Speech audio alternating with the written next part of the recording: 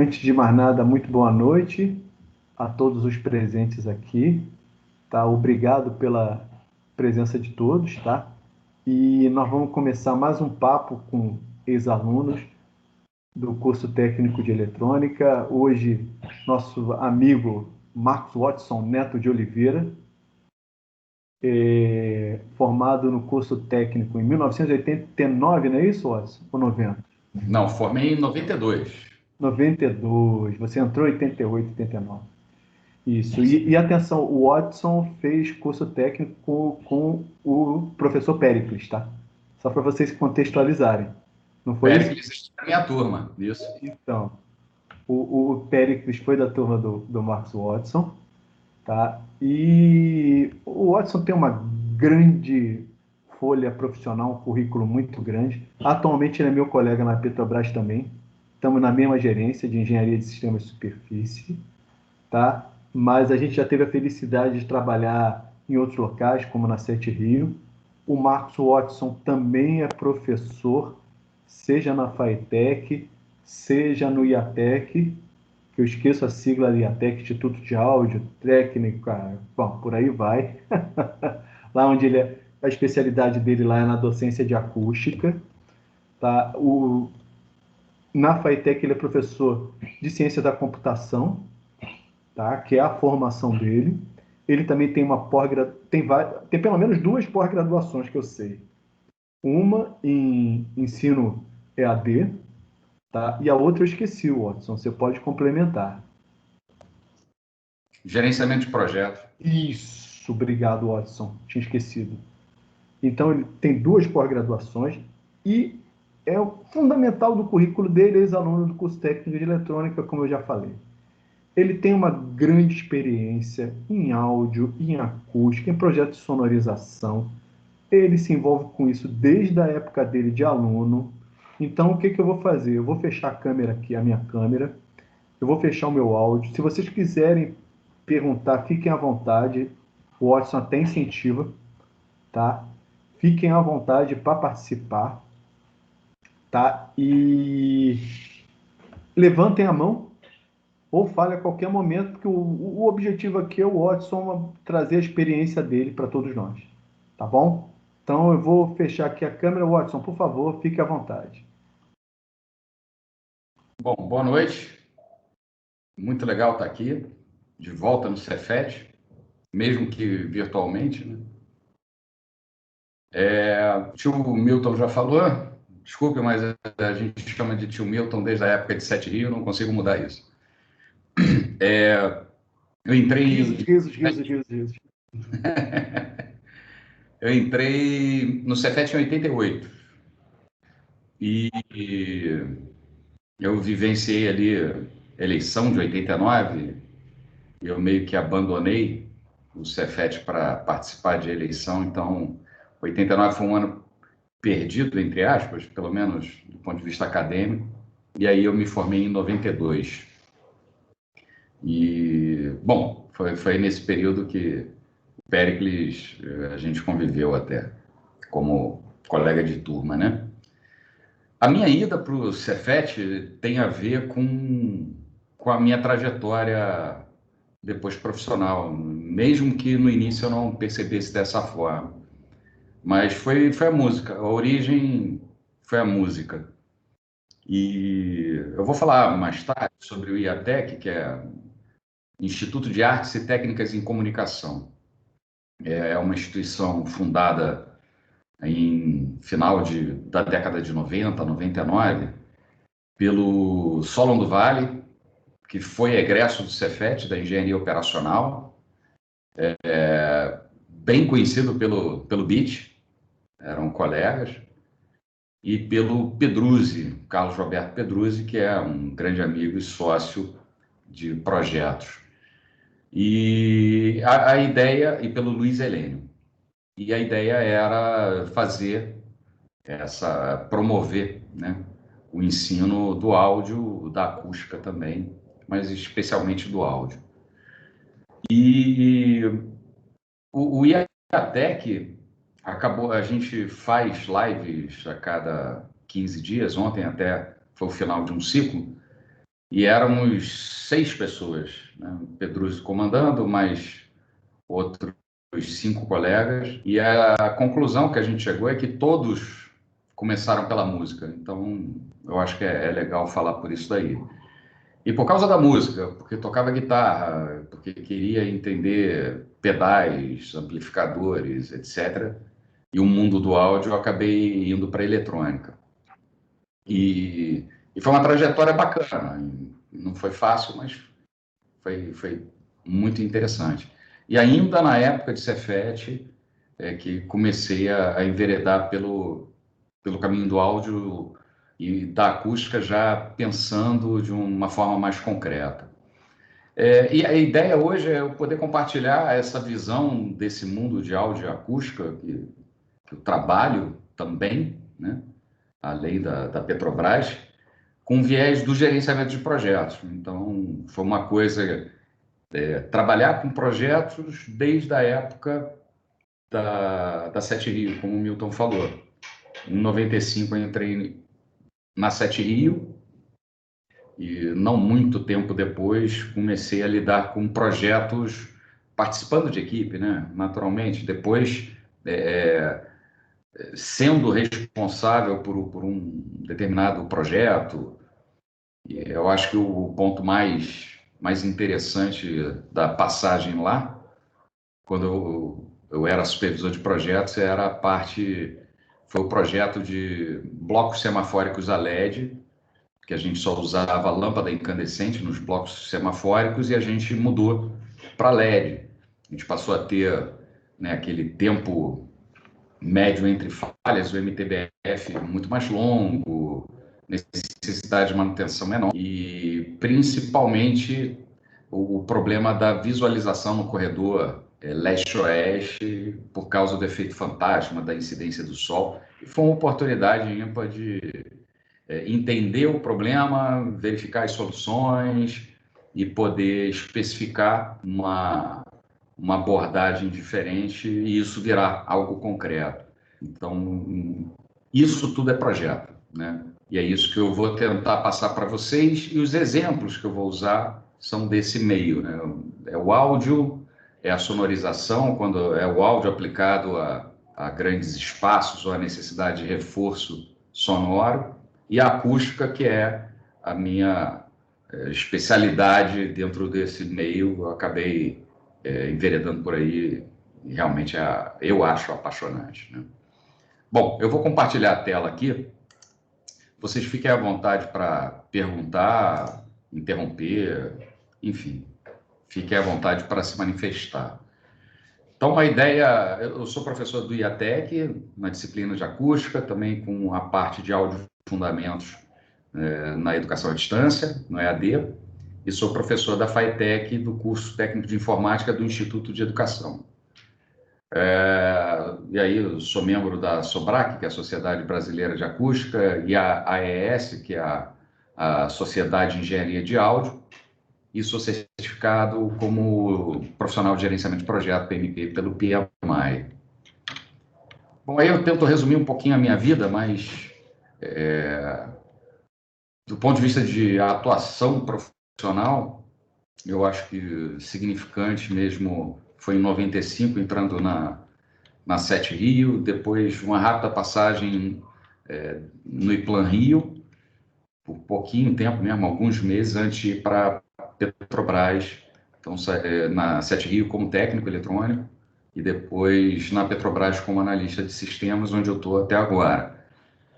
Um pouco antes da Petrobras, Petrobras entrei em 2004, em 2003 eu fui para a docência na FAITEC, e aonde eu estou até hoje, e desde 2010 no Instituto de Educação.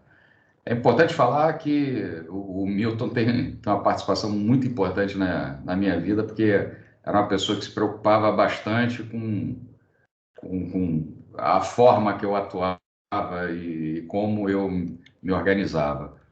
Então, acho que uma grande virada foi ali em 97 ou 98, não me lembro muito bem, mas foi quando eu saí da divisão de eletrônica por um tempo, fui trabalhar na gerência de informação de projeto. E E ali eu comecei a atuar direto com o Milton, e ele começou a me encher o saco de, pô, você não vai fazer engenharia? Porque assim que eu saí do Cefet, eu comecei a engenharia no Cefet. Só que a engenharia elétrica à tarde eu não podia trabalhar, então eu acabei parando. Voltei um tempo depois para o UERJ, mas a mesma coisa de estar trabalhando e não conseguir dar sequência.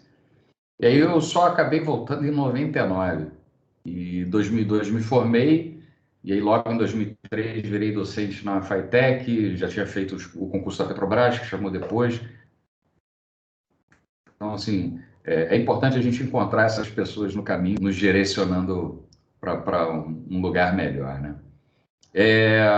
Depois que eu terminei, eu fiz uma pós logo em informática educativa na Federal de Lavras. Eu tinha feito a Castelo Branco, bacharelado em licenciatura. E isso é legal, até porque o pessoal fala, pô, faculdade é boa, faculdade não é boa. E uma vez eu escutei, hoje eu tenho como certeza isso, quem se forma é o aluno, a faculdade, a universidade, ela dá condições melhores ou não, mas é o empenho e a dedicação do aluno que faz com que ele tenha um desempenho. Depois eu fui para Manaus, depois que eu entrei na Petrobras, fiquei 3 anos lá, e lá eu fiz uma pós em finanças, mas não defendi a monografia final, e eu comecei o MBA em gerenciamento de projetos na FGV, no ESAI de lá, e terminei no Rio, porque eu já tinha retornado para o Rio.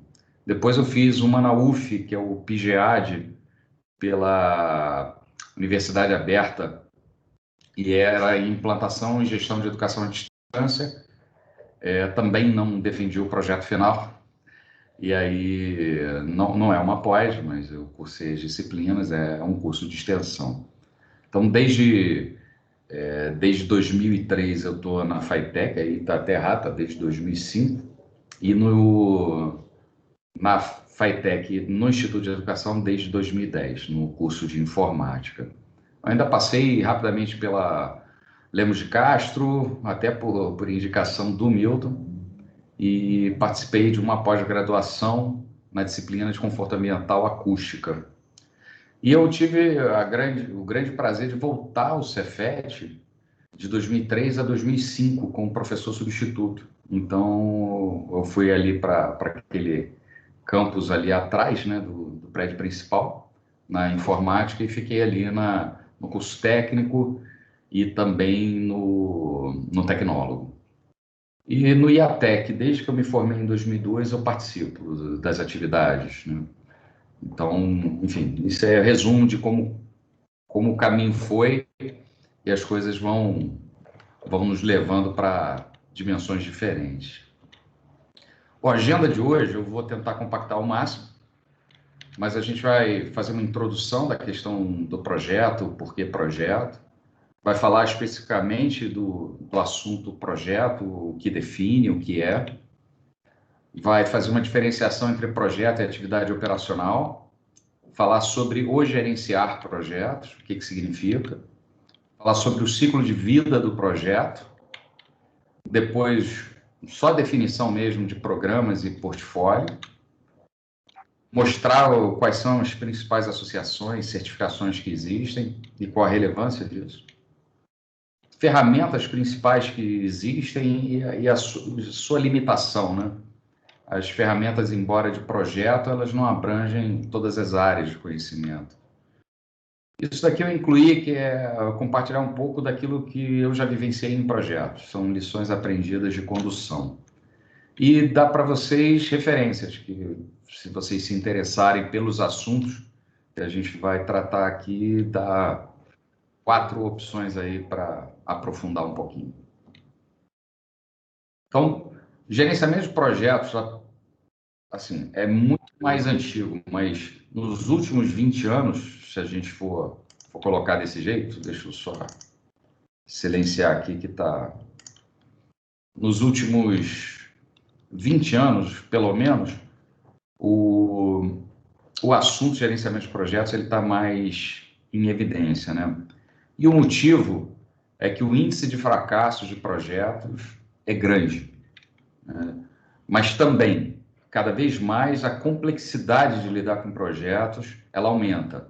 E a gente precisa ter uma metodologia, precisa ter um processo muito bem definido para que a gente consiga lidar com tanto com a organização do projeto quanto a complexidade desse projeto.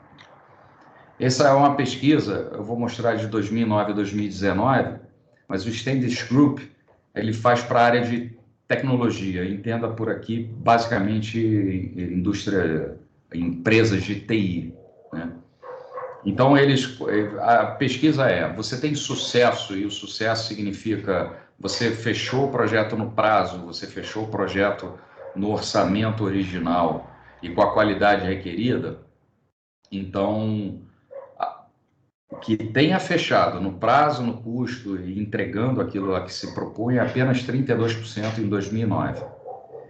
Fracasso total, ou seja, são projetos que não foram completados ou que, apesar de terem sido encerrados, nunca foram colocados em prática, 24%. E aquele que foi finalizado, mas ou excedeu o prazo, ou excedeu o custo, ou não entregou tudo que deveria entregar, 44%. Então, uma pesquisa dessa monta, né, dizer que apenas 32%, basicamente um terço dos projetos de TI, alcançam um sucesso. Então, é preocupante. Quando a gente vê de 2011 a 2015, a gente vê que o sucesso que era 32%, ele cai, depois chega perto e volta a cair. Então, em 2015, ainda era 29%. Aqueles que tiveram um sucesso parcial, né, continua naquela casa de 50%, né, em torno.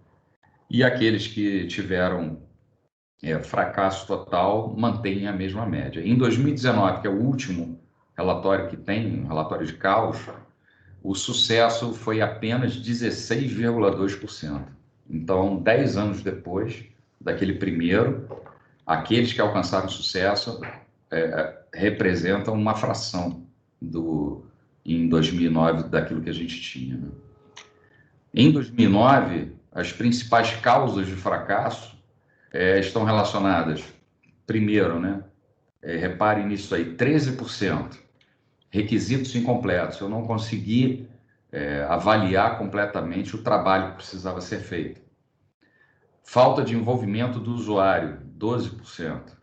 Falta de recursos, e aí tanto faz se recurso financeiro, ou recurso humano, ou máquina, equipamento, 10,5%.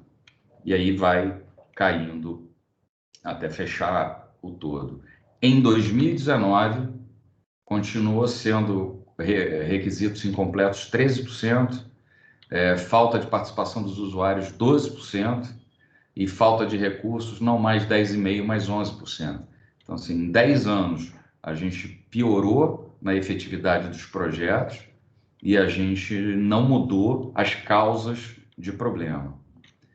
Então, uma coisa que a gente vê é que todos aqueles requisitos de falha, né, de motivos de falha, eles estão relacionados à comunicação. Então, comunicação é fundamental e também comunicação é uma das principais causas de problemas.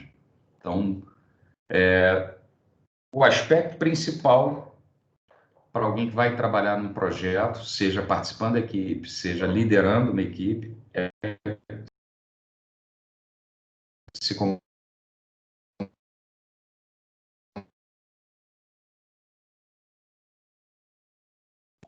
Gente, vocês estão ouvindo o Watson? Ou sou eu que está caindo aqui o som? comunicar. Tá caindo aqui, mestre, também. Aqui também tá caindo. Espera que eu vou oscilando. conversar. É Watson, isso. deu uma caída boa no teu áudio aí. Volta a explicar como é que o cliente explicou aí, desde o início desse quadro aí, que deu uma caída no áudio. Essa Eu imagem não clássica. tinha explicado desse quadro, não. Mas aqui eu estou vendo que está com má qualidade de rede. Voltou a ficar normal ou não? Tá ótimo de novo, tá ótimo. Voltou, Pode continuar. voltou. Tá. Começou a ficar ruim nesse slide? Foi aí. Pode continuar agora. Tá bom. Então, aqui é um exemplo, né? de como funciona, né? O projeto ele nasce de uma necessidade, né? Então, a necessidade está no último quadro. Então, aqui é o que a pessoa tinha em mente. Mas quando ela fala, ela não consegue passar exatamente o que ela entende. E aí, quando alguém escuta, não escuta exatamente o que foi passado. E aí isso é documentado, isso vai passando adiante. Então a gente vai vendo que a comunicação, né, essa propagação de ruído, ela acontece. E aí o que a gente cria dentro do projeto a gente cria momentos de validação para que a gente não chegue apenas ao final para poder concluir que não foi captada a ideia, né, a necessidade, o problema. Então, isso é algo real. E quanto mais eu demoro a voltar num ponto de validação, pior fica para eu ter certeza daquilo que precisa ser realizado. E é nesse fato que se baseia a maior parte das metodologias ágeis. Então, hoje a gente tem, grosso modo, né, uma estrutura em cascata, o waterfall, né, de você pensar bem, planejar e ter tudo bem documentado para começar a desenvolver um projeto, seja em que área for. E a gente tem outras, em que a gente tem uma série de requisitos e a cada X tempos eu vou liberando partes, eu vou entregando partes, e isso faz com que eu sempre esteja trabalhando naquilo que é mais importante, eu tenho uma avaliação, um feedback mais imediato, porque eu tento evitar perda de relevância, eu tento evitar falha de comunicação. Bom, aí a gente falou que projeto é um problema, que tem dificuldade, que tem comunicação, mas o que é, então, o projeto, né? Então, recorrer ao dicionário, olhar lá no Aurélio, projeto é plano, intento, empreendimento, redação preliminar de um relatório, plano geral de edificação. Se olhar no Ruais, desejo, intenção de fazer, descrição escrita e detalhada, esboço de um desenho, de um plano, plano de construção de qualquer obra. Mas, assim, a gente tem uma definição formal, né? E essa definição de projeto, ela é estabelecida da seguinte forma: projeto é um esforço temporário e ele é empreendido para criar um produto, serviço ou resultado exclusivo. As palavras-chave são temporário e exclusivo. Se a gente olhar o aspecto temporariedade, por ser um esforço não permanente, esse projeto ele é iniciado, tem o seu desenvolvimento e ele é encerrado. Esse encerramento se dá quando os objetivos são alcançados. O lado da duração, ela é irrelevante. Então, pode ser algo muito breve, como alguns dias, mas podem ser décadas, né? Então, se a gente for para um programa espacial, pode ter a duração de um projeto desse ser bem considerável, né? Então, aqui como exemplos, né? Existe aqui a Sala Santa Cecília, em Roma. Roma, tudo que você quebra, você leva muitos anos, porque descobre um sítio arqueológico, mas esse projeto teve um sistema de sonorização da Lacoustics e ele levou 20 anos para ser construído, porque tinham dificuldades do empreendimento em si, de liberações, etc. Mas é um projeto de sonorização, levou 20 anos. Ok, ele começou, teve seu desenvolvimento e foi encerrado. A gente pega a Jornada Mundial da Juventude. Lá em 2013, foi lá em Guaratiba, foi feito o Campus Fidei, que era para abrigar esse evento. 5 meses antes do evento, é que a empresa que estava à frente desse evento, ela começou a sondar empresas de sonorização para fazer o projeto, né, ter orçamento, aprovar e o pessoal montar e fazer a atividade. Então, mostrando a diferença, são projetos de sonorização, são realidades diferentes e têm seus tempos próprios devido ao contexto. Nesse caso específico da Jornada Mundial da Juventude, acabou que teve aquela chuva monumental, Guaratiba ficou inviabilizado e acabaram fazendo de improviso em Copacabana. Isso, a gente vai ver lá na frente, significa o gerenciamento de riscos, né? Então, ou não foi feita a avaliação a contento antes, ou já fazia parte do planejamento, caso tivesse algo como aconteceu, você poder migrar o site do evento. Eu acho que foi o primeiro mesmo, não foi nem o segundo. Bom, e o outro aspecto é a singularidade.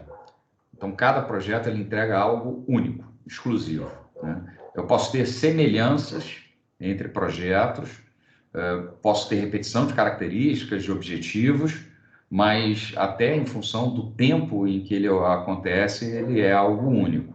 Então, como exemplo, o Rock in Rio 1, lá em 1985, quando meu pai não me permitiu ir ao evento, eu estava com 13 para 14 anos, embora meus colegas fossem de escola, eu não pude ir.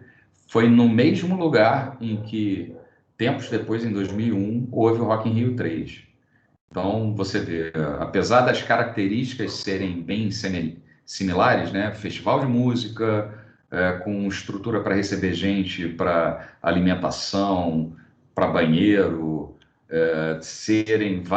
programação diversificada, vários dias, várias características iguais. Mas o sistema de sonorização não era o mesmo, a equipe não era a mesma, assim, os requisitos eram diferentes, cada um entregou um resultado diferente. Um outro caso que a gente vai usar daqui para frente para poder trabalhar o próximo aspecto, o Circo Voador, era uma casa de espetáculo icônica do Rio de Janeiro, década de 80, foi palco de grandes atrações e de muita gente que se formou ali.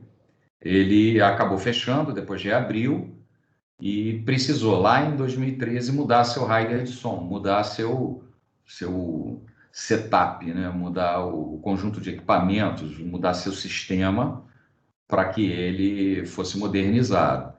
Então, assim, eu tinha o mesmo lugar, eu tinha as atividades dele preservadas, eu tinha um novo sistema de sonorização que fazia basicamente o que o outro fazia, apenas com uma característica, uma cobertura, uma resposta diferente. Era algo singular. E aí, pegando o gancho desse caso do Circo Voador, vamos diferenciar o que é projeto do que é uma atividade operacional.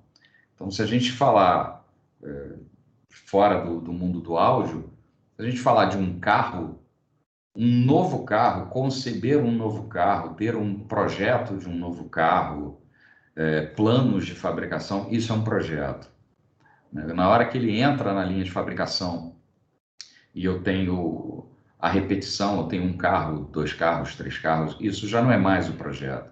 O projeto é pensar esse novo carro, especificar esse novo carro e criar a infraestrutura para que esse carro possa ser produzido. A partir do momento que ele começa a ser produzido, não é mais projeto, é atividade operacional. Se a gente utilizar esse caso do Circo Voador, a gente vai ver o seguinte: o início da modernização do sistema de sonorização, ele foi concebido a partir de uma necessidade. E toda necessidade ela precisa ser priorizada, porque nós temos N necessidades. No caso do Circo Voador, ele poderia refazer a infraestrutura da cozinha, do atendimento, poderia fazer uma expansão de banheiros, poderia fazer cobertura para abrigar o pessoal que está do lado de fora. Então, assim, são várias as necessidades e os recursos são escassos. Isso é uma outra característica. Faz parte do ambiente de projeto. Então, uma vez que foi priorizado, quando chegou a vez, ele começou a ser porque era o mais importante naquele momento. Então, precisava ser modernizado o sistema de sonorização. E aí, qual é o desenvolvimento disso? Você avalia as necessidades do circo, qual é o tamanho, né? Qual é a área, qual é o volume, qual é o tipo de programa que ali é veiculado, quais são as características daqueles que procuram o circo, tanto para assistir quanto para se apresentar. E aí você vê o que tem no mercado, quanto custa cada solução dessas, né? Quanto vai levar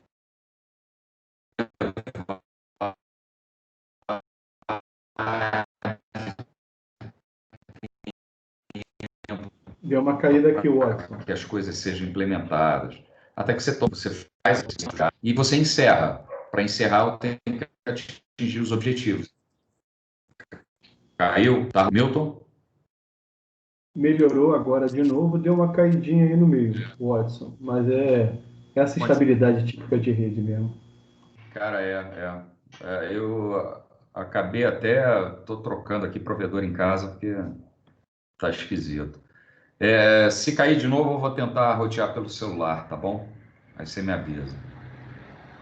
Cara, a qualidade está muito boa de um modo geral. De vez em quando dá uma encrepada por uns 3, 5 segundos, mas volta. Tá bom, Mas a qualidade está boa. mas me sinaliza. Ouviram até o encerramento, é isso? Foi, deu para entender até o encerramento, sim. Tá bom. Então, como a gente encerra, quando os objetivos são alcançados, eu preciso saber se os objetivos foram alcançados. Então, depois de tudo instalado, eu preciso testar, preciso avaliar, preciso fazer medição e ver se aquilo que foi dito lá no projeto, que seria alcançado, de fato foi alcançado. Batendo o que disse que ia ser feito com o que foi entregue, o trabalho está aceito, pode ser encerrado. Deixa eu mudar aqui. Então, voltando no conceito de projeto, isso foi um esforço temporário empreendido? Teve um início, teve um desenvolvimento, teve um fim. Então, foi temporário. Gerou algo singular e exclusivo? Sim. Gerou um novo sistema de sonorização da casa. Então, é projeto. Então, projeto e atividade operacional, eles são realizados por pessoas. Ajudam empresas ou organizações a atingir seus objetivos, possuem restrições de recursos, sejam humanos, sejam materiais, financeiros também, são planejados, executados e são controlados. Mas as semelhanças param por aí. Então, num projeto, eu tenho a característica de ser algo temporário. A atividade operacional é contínua. O projeto gera algo exclusivo, a atividade operacional gera resultados repetitivos. Quando um projeto atinge seus objetivos, ele é encerrado, enquanto a atividade operacional, ela reinicia sua atividade. Então, a atividade operacional ela é necessária para a manutenção do negócio, seja ele qual for. O projeto ele faz com que a atividade operacional possa entregar os resultados. Se a gente usar o exemplo de onde eu e Milton trabalhamos, de Petrobras, a plataforma em si, a gente não construir plataforma, projetar plataforma, não é a nossa razão de ser. Mas com a plataforma é possível fazer produção e essa produção nos levar àquele objetivo estratégico. Então, a gente não faz projeto porque é a nossa razão de ser, mas porque ele nos permite chegar no objetivo estratégico. Então, pensando desse jeito, qual é o negócio do circo voador? É realizar espetáculos. Então, para que ele possa realizar espetáculos, ele precisa ter a infraestrutura que aqueles que queiram se apresentar encontrem, né? Então, pensando nessa estrutura de sonorização da casa, responda: qual é o dia a dia do circo voador? Né? A nova estrutura de sonorização é o negócio da casa? O projeto é o novo sistema de sonorização, mas o dia a dia, a atividade operacional, é a operação do novo sistema de sonorização. Então, hoje, de repente, eu vou ter declamação de poema, amanhã vai ter um pessoal de circo se apresentando, e no sábado vai ter uma apresentação de uma orquestra. Então, assim, a programação é variada. Então, você precisa saber que você precisa ter a infraestrutura necessária para comportar essa gama de atividades. Então, projeto, de novo, é algo temporário, que gera um produto, um serviço ou um resultado exclusivo. Isso é o projeto. Se é algo temporário e que ele é encerrado, ele é um projeto, e se ele é algo repetitivo, ele é atividade operacional. A gente já sabe diferenciar. Então, se projeto a gente sabe, atividade operacional a gente sabe também, o que é o gerenciar projetos, o que é o gerenciamento de projetos. Então, de forma sucinta, é planejar, organizar, administrar recursos que são sempre limitados, para que esse produto, serviço ou resultado, ele seja alcançado no prazo estabelecido, com a qualidade determinada. Então, quem são os atores desse gerenciamento de projeto? O patrocinador, que é o responsável por solicitar o projeto dentro de uma organização. Então, se a gente está falando do circo voador, é o administrador do circo, são os sócios. Então, a patrocinador é alguém forte dentro daquela organização, né? É quem avaliza e é aquele que garante a execução do projeto. Então, ele passa essa relevância do projeto. Tem a figura do gerente de projeto, que esse é o responsável por tocar o projeto, né? Esse cara é que tem essa capacidade, ou deve ter essa capacidade, de entender quais são as necessidades, de estabelecer objetivos claros e que sejam factíveis, e vai administrar os stakeholders, que são as partes interessadas. A equipe do projeto é aquela que, sob a batuta do gerente de projeto, vai participar na execução desse projeto. As partes interessadas são aquelas pessoas ou organizações que elas têm interesse no projeto e que ela pode influenciar de forma positiva ou negativa. Então, se a gente falar de usina de Belo Monte, a gente vai ter muita ONG, a gente vai ter o Greenpeace como uma parte interessada, ele não faz parte do projeto, mas ele tem interesse naquilo e ele quer parar o projeto. Óbvio que já está implementado, mas só dando uma ideia geral. Mas se a gente tem uma parte interessada querendo parar, a gente pode ter um grupo de lobistas ou pode ter a própria ANEEL como parte interessada para influenciar positivamente. Então, identificar quem pode influenciar o projeto é importante para você tentar mitigar o efeito deletério daquele que queira interromper o projeto, ou até fazê-lo ver de uma outra forma, e tentar fortalecer a execução do projeto com aqueles que querem ver o projeto sendo realizado. Então, dentro... vimos o que é o gerenciamento de projetos, ok, mas como é que funciona isso dentro das organizações, né? Pode ser encarado como uma profissão. Então, seria um profissional dedicado para essa função. Então, o cara é gerente de projeto, ele não faz outra coisa. Pode ser um trabalho.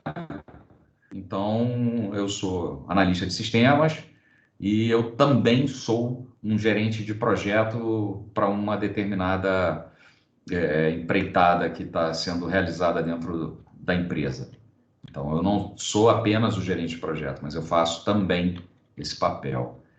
E você pode simplesmente fazer parte de uma equipe de projeto e aí seria encarar como uma atividade, né? Então, vai depender do tipo, do porte e do momento da organização. Então, pode ser que a empresa tenha um determinado tipo e porte que justificassem ela perceber gerenciamento de projetos de outra forma, mas às vezes não é o momento dela. Ela não está se sentindo tão desafiada a ponto de precisar ser mais assertiva nas suas ações. Mas, com relação à definição formal, gerenciar projetos é aplicar conhecimentos, habilidades, ferramentas e técnicas as atividades de um projeto. E o projeto é o esforço temporário empreendido para criar um produto, serviço ou resultado exclusivo. Então, eu emprego, de novo, conhecimentos, habilidades, ferramentas e técnicas, as atividades de um projeto, para que possamos atender as demandas e objetivos. Então, já sabemos o que é um projeto, sabemos o que significa gerenciar um projeto, mas por que a gente vai gerenciar projeto? Quais são os ganhos? Então, a gente falou lá no início que os projetos fracassam e é com relativa frequência, né? Então, esse é o principal motivo. O índice é alto, então isso faz com que a gente perca tempo e perca dinheiro. E arrisca o posicionamento estratégico de uma empresa. Então, se eu perder o timing, eu posso me colocar fora do mercado. E isso é importante. Então, às vezes, o pior não é perder o dinheiro ou o tempo. É eu não ter me posicionado a tempo de manter a minha colocação no mercado e ser completamente sucumbido. O segundo aspecto é a complexidade das interfaces e do gerenciamento de recursos, que era o segundo motivo de por que projetos são tão relevantes. Então, é uma prática muito difícil sem a gente usar as técnicas de gerenciamento de projetos. Essas interfaces complexas realmente são cada vez mais presentes. Então, é comum você ter equipes descentralizadas. Hoje, com a pandemia, a gente tem uma série de empresas que tinham atividade presencial, da noite para o dia, tiveram que passar a atuar de forma remota. E como é que eu lido com essas interfaces? Gerência com seus funcionários, gerência com diretoria, tanto a parte de ferramentas, como a parte de processos, de comunicação, de feedback. Então, é muito complexo se eu não tiver uma estrutura por trás. Outra é a incerteza e a velocidade das mudanças, né? Isso pode ser dentro da empresa, pode ser externo à empresa, por exemplo, o próprio mercado, regulação de governo, e dentro da equipe de projeto. Então, nós precisamos ter algo compatível com aquilo que representa os tempos atuais. Então, como exemplo, né, se empresas de software antigamente podiam concluir o desenvolvimento de um produto com um certo conforto, né, com alguns anos que você poderia fazer, se hoje ela mantiver a mesma visão, ela está fora do mercado, porque o tempo é outro. Buscamos uma maior efetividade, então precisamos fazer mais com menos. E para isso a gente precisa se apoiar em algo que é, no caso, gerenciamento de projeto. Quinto aspecto, eu posso monitorar o desempenho dos projetos. Aqui já fazendo uma prévia do conceito, monitorar é olhar, é observar. Na hora que eu percebo qualquer descolamento entre aquilo que eu planejei e aquilo que está acontecendo, aí eu posso tomar uma ação de correção. Isso é controle.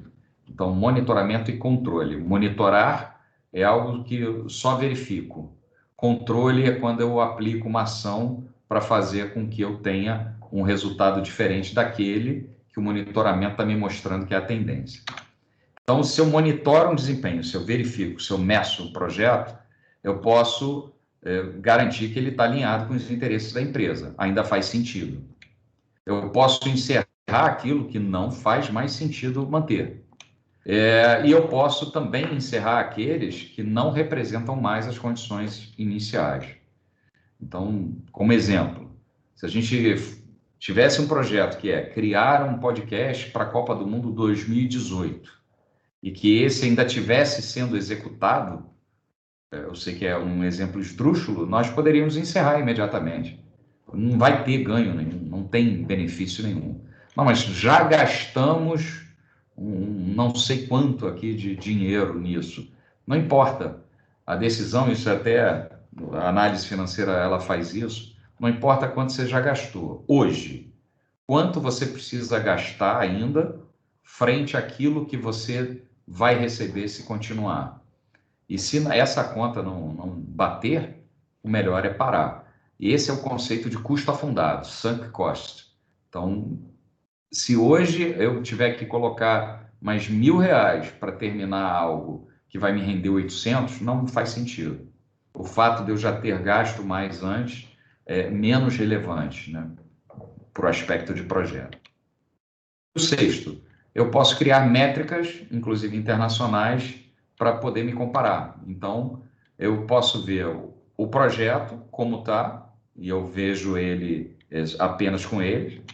Eu posso, com isso, projetar a evolução para saber para onde ele tende, e eu posso comparar esse projeto com outros da mesma organização ou de mesma natureza, de mesmo porte, e eles podem ser de um país, podem ser, por exemplo, outros projetos similares no Brasil, ou na América Latina, ou no mundo. Então, se eu tenho uma mesma forma de pensar e de monitorar, eu consigo estabelecer essas métricas. E o que a gente considera como um projeto de sucesso? Se eu entregar tudo que foi planejado no início do projeto, é o escopo, é o trabalho.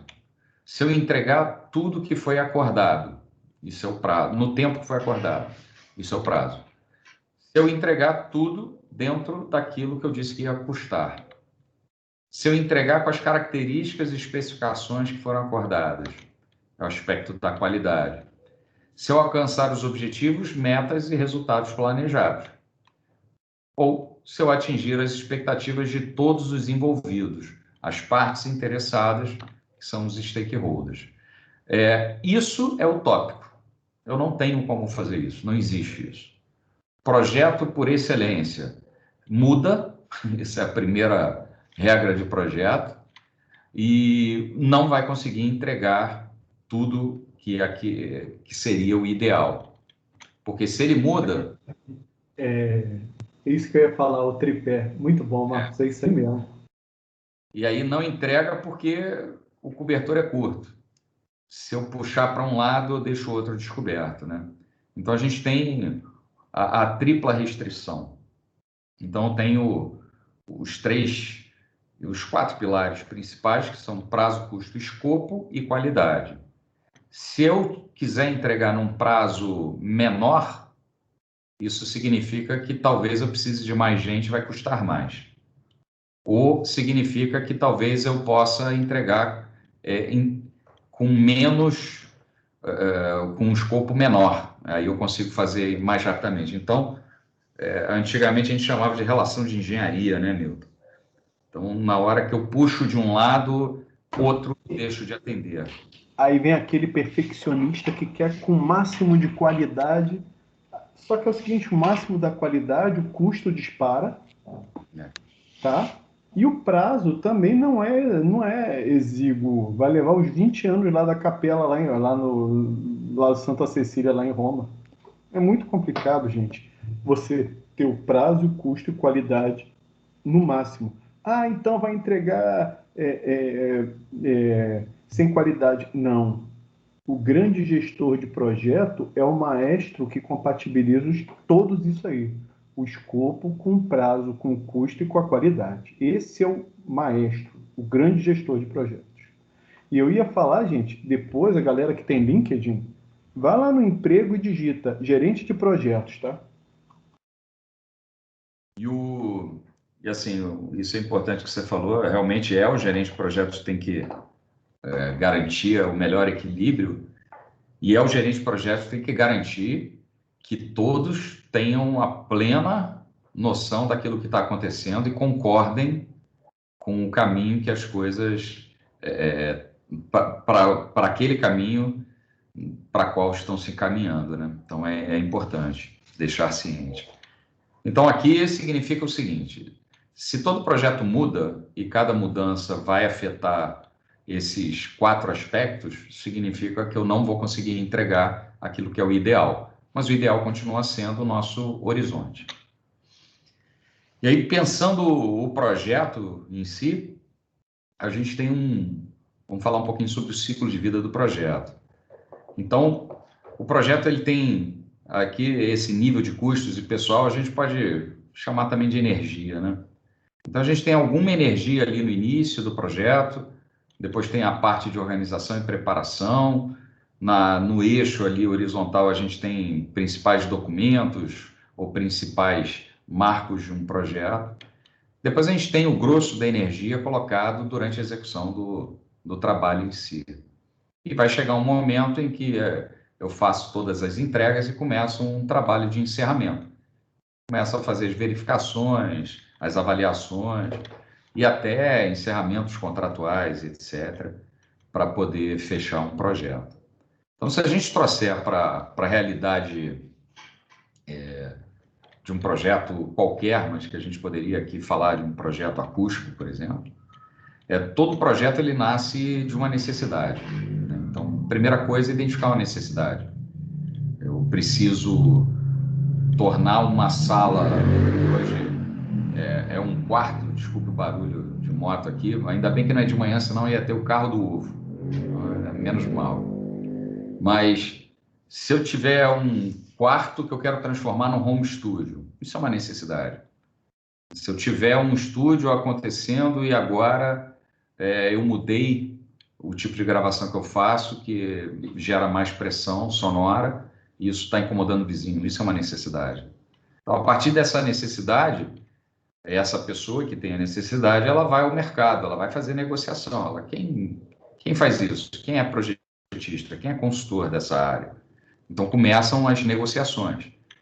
Aí você começa a entender o que vai conversando. Você traduz essa necessidade na forma de uma proposta. E essa pessoa vai ver a proposta e vai dizer, não, é isso, não, é aquilo. Até que você tem um contrato e começa a elaborar o projeto. Idealmente, você faz do projeto uma sequência de ações. Então, você não entrega todo o trabalho de uma vez. Você vai entregando em etapas. Então, é normal você entregar um anteprojeto ou um projeto conceitual, em que você diz o que você vai fazer. Você está falando de acústica aqui, posso dizer, a gente vai precisar fazer parede dupla, piso elevado, vou precisar de um forro rebaixado, e essa parede vai ser de alvenaria, que vai ter uma densidade de 2.400 quilos. E eu começo a dizer coisas para a pessoa e ela vai dizer, 2.400 você não vai poder fazer aqui, não. Eu não tenho... A estrutura que eu tenho aqui não vai suportar essa carga adicional. Enfim, não dá, então vamos ver o que pode. Aí, depois desse projeto conceitual, desse anteprojeto, existe um projeto executivo. Aí o projeto executivo é um plano para você transformar aquele projeto em algo real, concreto. E aí você tem descrição, você pode ter plantas, memorial descritivo, você vai ter a documentação que explica como executar. E aí sai do campo do projeto executivo e vai para a execução do projeto. Então, aqui é alguém que vai pegar aqueles planos e vai executar, vai construir. E aqui, alterações de projeto vão acontecer, necessariamente. Por quê? Porque você especificou um material que está com prazo de entrega de 60 dias e não dá para esperar, então vamos perguntar qual é a alternativa. Ou porque precisou também passar uma tubulação e está no meio daquilo que definíamos que teria um determinado painel. Então, alterações vão acontecer, é natural. A gente só fica registrando as respostas para que, ao final, a gente possa ir no lugar, aferir os resultados, e aqui é o aspecto qualidade. Então, a qualidade não significa ser melhor ou pior, mas significa responder à necessidade. Então, a qualidade em gerenciamento de projeto, ela visa que você satisfaça as necessidades. E aqui tem uma diferença que é importante frisar, porque quando você vem para a proposta, você está dizendo qual é o escopo que você vai realizar. Quem tem a necessidade, muitas vezes, não entende isso. Então, você diz, olha, eu vou aqui te entregar um tempo de reverberação médio aqui de 1 segundo. A pessoa não sabe o que é isso. Você que está dizendo que a necessidade dela vai ser satisfeita com 1 segundo. Se chegar aqui, você aferir os resultados e disser, viu, 1 segundo, ela escutar e disser, rapaz, esse ambiente aqui está muito vivo, eu precisava gravar voz, eu preciso um ambiente seco. E aí você, apesar de ter cumprido o escopo, você interpretou mal a necessidade. Então, o aspecto qualidade não feito. E aí, obviamente, ajustes podem ser necessários, e você pega todas aquelas alterações de projeto, mais os ajustes, aquela documentação aqui, que era o projeto, um projeto. Tá dando uma travada, gente... Watson. Segura a onda aí um instantinho. Opa. Falhou de novo, né? Tá falhando. Deixa eu falar o seguinte aí, enquanto o teu áudio melhora. Na execução de projeto, gente, é quando o dinheiro vai embora. É a maior fase de despesa. Que até ali o projeto, o investimento é menor, mas a execução é quando a torneira de dinheiro tem que ser aberta. Então, é onde serão feitas as grandes despesas. Continua aí, amigão. O áudio melhorou? Voltou? Melhorou bastante. É sintomático, é de tempos em tempos, amigo. Pode continuar. Valeu. Então, sim, essa fase aqui é a fase que, em termos de orçamento, né, é onde vai a maior parte. Então, normalmente, projeto é uma fração pequena dessa execução. Enfim, quando eu coleto as alterações de projeto, os ajustes, eu pego o projeto executivo e implemento todas essas mudanças e transformo numa documentação que a gente chama de as-built, que é o projeto conforme construído. E é vital para que essa documentação esteja as-builtada, que é como a gente fala, para que depois você possa ter uma manutenção, eu possa fazer intervenções, eu possa fazer treinamentos. Então, isso é preponderante. E no aspecto de qualquer área, a gente precisa que haja entre a realização do projeto executivo, a elaboração e o final, uma figura que faça a compatibilização dos projetos. Porque eu não estou aqui, se a gente está falando de acústica, está rolando sonorização, sistema de áudio, está rolando projeto de elétrica, de hidráulica, tem o projeto arquitetônico, tem condicionamento de ar, tem luminotécnica, ou seja, todos fazendo o projeto como se todo o espaço fosse exclusivo para a sua concepção. E na hora que todos fazem isso, você vai se deparar com clashes, né? Com conflitos, com interferências. E alguém precisa olhar o todo, e esse alguém é o compatibilizador de projetos. Normalmente, arquitetos ou escritórios de arquitetura especializados nessa compatibilização. Eu e o tio Milton, a gente vive isso no trabalho, só que a gente tem uma estrutura que permite a antecipação desses problemas, que em tempo de projeto é barato resolver, em tempo de execução não. E se a gente lançar mão de ferramentas interessantes, que permitem uma checagem automática, a gente tem ganho, mas precisa que todos falem a mesma língua. Todos os projetistas, todos os projetos teriam que respeitar essa mesma dinâmica. Mas é uma solução relevante e importante. Opa, cadê aqui? Foi. Então, se eu entreguei, aferi, o cara ouviu o resultado final, se for um projeto de acústica, e ele ficou satisfeito com o resultado, beleza, o projeto está encerrado. A gente vai falar um pouquinho sobre riscos, mudanças e o tempo, né? Então, se eu estou no início do projeto, essas partes interessadas, se a gente voltar lá em Belo Monte, o Greenpeace, o ANEEL, o lobistas, eles têm muita influência quando o projeto está no início.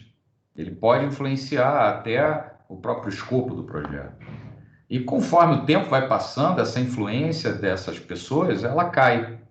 Porque a coisa já tomou uma dimensão que as ações são pouco efetivas. A mesma coisa acontece com os riscos. Os riscos são incertezas. E essas incertezas, elas precisam estar no radar. Então, uma incerteza típica é, se eu estou lidando com um projeto de áudio, que eu preciso comprar equipamento de áudio sempre vai estar vinculado ao dólar, se não a aquisição feita em dólar, mas pode ser que o mesmo fabricado no Brasil você dependa de insumos que são importados. Eu nunca sei quanto vai estar a cotação do dólar. Então, é um risco que eu preciso monitorar. Mas conforme vai passando esse tempo, chega a hora, por exemplo, de comprar os equipamentos, esse risco some, né? Mas no início é mais complicado. Por outro lado, se eu precisar fazer qualquer alteração no projeto, é mais barato no início, porque eu ainda estou no planejamento. Agora, se eu deixar para solicitar uma mudança ou para precisar fazer uma mudança por qualquer motivo, mais para o final do projeto, o custo dessa mudança vai ser elevadíssimo. Então, no início, eu posso mudar sem causar grandes impactos em custo, mas eu sou muito influenciado pelos riscos e pelas partes interessadas. E essa relação se inverte conforme eu vou caminhando no tempo. Os projetos eles podem ser de fase única, então eu tenho processos ali sendo iniciados, tenho planejamento, execução e encerramento, e no meio do caminho eu estou monitorando e controlando. Eles podem ser projetos de N fases, aqui com 3 fases, então eu tenho um ciclo desse que alimenta o próximo ciclo, que alimenta um terceiro ciclo. Eu posso ter superposição de fases também. Então, quando eu chegar num determinado momento desse primeiro ciclo de projeto, eu starto esse segundo ciclo. Então, são características de projeto. Tudo no PMBOK, que é a ênfase que eu estou falando aqui, que é o PMI, que é o Instituto de Gerenciamento de Projetos. Ele tem um livro que é a base de conhecimento em gerenciamento de projetos, que é um livro de conhecimento que, na verdade, são especialistas que já vivenciaram isso e têm boas práticas. O PMBOK é isso. Então, ele se estrutura dessa forma. Cada processo, ele tem entradas que estão vindo de outro processo, ele aplica ferramentas e técnicas e ele gera saídas que vão alimentar entradas de outros processos. Então, todos os processos, são 49 na edição atual, a 6ª revisão do PMBOK, eles se baseiam nisso. Eu tenho insumos, aplico ferramentas e técnicas, gerando saídas que vão para outros processos. A gente não fala, a gente vai ver melhor no próximo slide, em fase. Fase é ruim, porque fase significa que eu interrompo, acabo uma para começar outra. E não é isso que acontece. A gente tem grupos de processos. Então, tem processos que são relativos à iniciação do projeto, processos que se referem a planejamento, processos que se referem à execução, processos que se referem a monitoramento e controle, e o último grupo de processos, que são aqueles relacionados ao encerramento. Então, nesse gráfico, a gente vê bem, né, aonde está a energia, né, o nível de interação entre projetos para cada fase. Então, no início aqui, eu tenho iniciação. Iniciação, ela não acaba assim que começa o planejamento. Ela ainda tem seus processos sendo realizados. Depois eu venho lá com o meu planejamento, mas eu já tenho algo de execução ocorrendo. Ao longo de tudo, eu tenho monitoramento e controle. E eu tenho um encerramento iniciando lá mais ou menos um pouco antes do meio do projeto e mais intensamente no final. Então, tem essa superposição entre os grupos de processo, por isso, usar o termo fase não seria talvez o melhor. E aí eu tenho limites de projeto, isso é importante. E dentro de projeto a gente chama de limites de bateria. Eu digo exatamente aonde eu começo e aonde eu termino. E aonde eu termino, quais são as entregas que eu faço. A gente vai ver melhor em escopo isso. E olhando, esse daqui é o da 6ª revisão, eu tenho os 49 processos mapeados e nós temos aqui as 10 áreas de conhecimento. Então, o PMBOK ele se baseia em áreas de conhecimento que possuem processos. E esses processos eles estão espalhados em grupos de iniciação, encerramento, planejamento, execução e monitoramento e controle.